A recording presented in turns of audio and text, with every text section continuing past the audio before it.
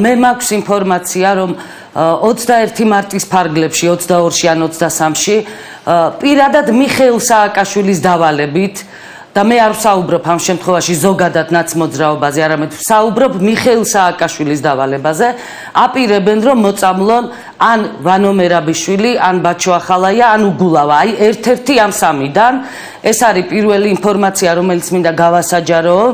ეს სამი ადამიანი, ეხლა მე არ მაქვს უფრო დეტალური ინფორმაცია, რომელი შეიძლება იყოს ვისაც მოწამლავენ, მაგრამ პრაქტიკულად გაწირა ამ სამიდან ის ვისაც მოწამლავენ, ან სამივე ერთად გაწირა უკვე სააკაშვილმა, რომელსაც გათვლა აქ იმაზე, რომ ეს ყველაფერი შემდეგ დაბრალდება ხელისუფლებას და პრეზენტირებული იქნება ეს მოწამვლა დასავლეთში, აი რა ხდება საქართველოში. ირმა, უკაცრავად, რამდენად სარწმუნოა ის ინფორმაცია, რომელსაც თქვენ ამბობთ, მე მინდა ეხლა უბრალოდ გითხრათ, რომ თქვენ ბრძანდებით პოლიტიკური ძალის ლიდერი, შესაბამისად შესაძლებელია, რომ ჩვენ გაგვიჩნდეს ეს კითხვა და ბევრმა ადამიანმა იკითხოს, რომ ეგებს თქვენი პოლიტიკური ქულებისთვის გჭირდებათ. რამდენად სარწმუნოა ირმა და კიდევ ერთი აქვე რომ არ გაგაწყვეტინოთ. ციხეში სხედან ეს ადამიანები თქვენ ვინც დაასახელეთ და ციხეში დღეს ნაციონალურმა მოძრაობამ ან ვინმემ სააკაშვილის დავალებით როგორ უნდა მოწამლოს ვინმე. აი ეს მაინტერესებს. რაც შეეხება ინფორმაციის უტყუარობას, სხვათა შორის ეს ინფორმაცია მე კიდევ სხვა წყაროებთანაც გადავამოწმე და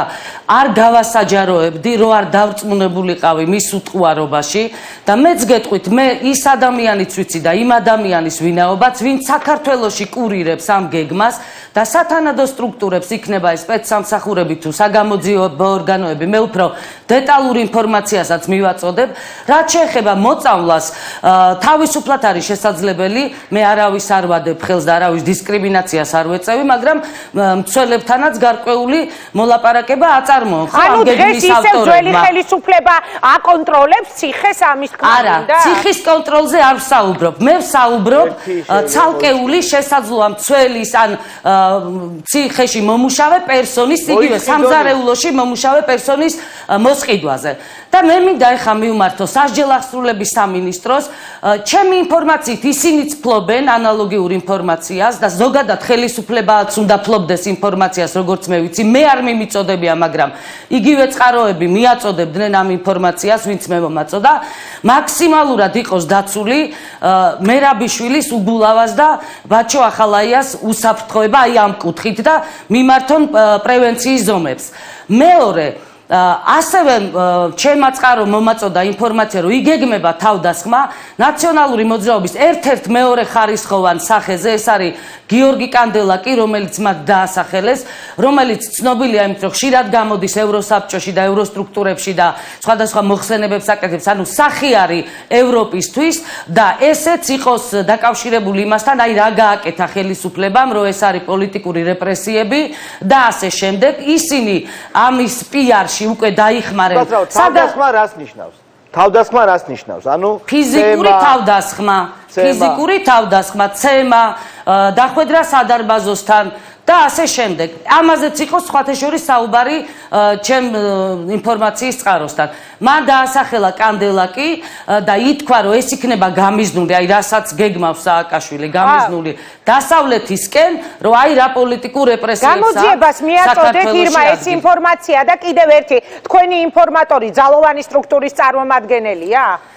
ვერ დავაკონკრეტებ ამას, ჩემი ინფორმატორი არის. იქნებ ოპოზიციას კი არა და მაპატიე და რომელიმე პოლიტიკურ ძალას უნდა ანგარიშწორება ნაციონალურ მოძრაობაზე თუ შეიძლება დავასრულებ და მიპასუხეთ, რომ აი თავად განახორციელოს იგივე რომელიმე პატიმრის, ასეთი ცნობილი პატიმრის მოწამლა, ან იგივე კანდელაკზე თავდასხმა, რომ მერე ნაციონალებს დაბრალდეთ, რომ აი ისინი გეგმავენ არეულობას და ევროპაში ამ სკანდალის აგორებას. ანუ ამიტომ გეკითხებით, რამდენად სარწმუნოა თქვენი ინფორმაციის წყარო, რომ ჩვენთვისაც ეს იყოს ძალიან დამაჯერებელი. კიდევ ერთხელ უსვამ ხაზს. მე არა ვარ უბრალოდ პოლიტიკური პარტიის გენერალური მდივანი, მე ვარ ჟურნალისტი, თქვენი კოლეგა პროფესიით და გწამდეთ და გჯეროდეთ იმისი, რომ ამ ინფორმაციას არ გავასაჯაროებდი, ჩემი წყარო რო არ იყოს ძალიან ინფორმირებული და სერიოზული წყარო. მიაწოდეთ ეს ძალოვან სტრუქტურას არ მიმიწოდებია.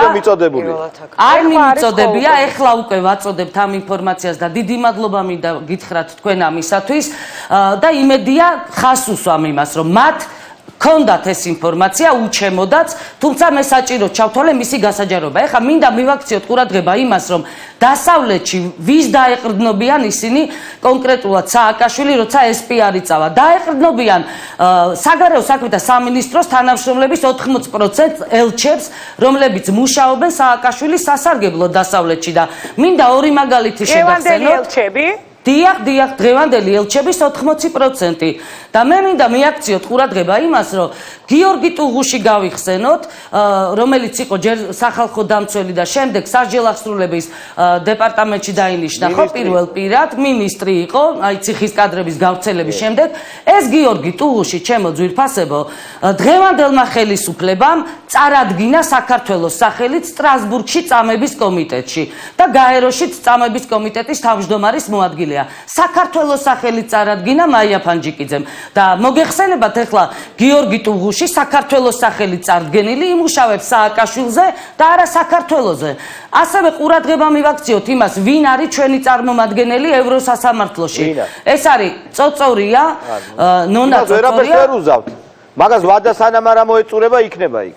არა, ვუზავთ, თუ ვერ უზავთ, ეს ის ხალხია, რომლებიც დასავლეთში აი ამ ფაქტებს ღმერთ მაქნას, რომ არ მოხდეს ეს ფაქტები, მაგრამ მოახდენენ პრეზენტაციას ისე, რომ დამნაშავე არის დღევანდელი ხელისუფლება, რომელიც პოლიტიკურ ოპონენტებს ავიწროს. მადლობა ირმა. და ერთი რამეც მინდა ვთქვა დასასრულს. მე არ მინდოდა ამაზე ლაპარაკი, მაგრამ ნაცმოძრაობა კონკრეტულად მიხეილ სააკაშვილი უფრო სწორად და არა ნაცმოძრაობა გეგმავს თავდასხმას ჩემზეც, უფრო სწორად გეგმავენ ავტოკატასტროფას. მე ერთი ესეთი ფაქტი აღკვეთე, 28 თებერვალს გეგმავდნენ, მქონდა უთხოვარი ინფორმაცია, მაგრამ ჩვენ არ წავედით ბათუმში და შესაბამისად ვერ მოახერხეს ამ ავტოკატასტროფის მოწყობა.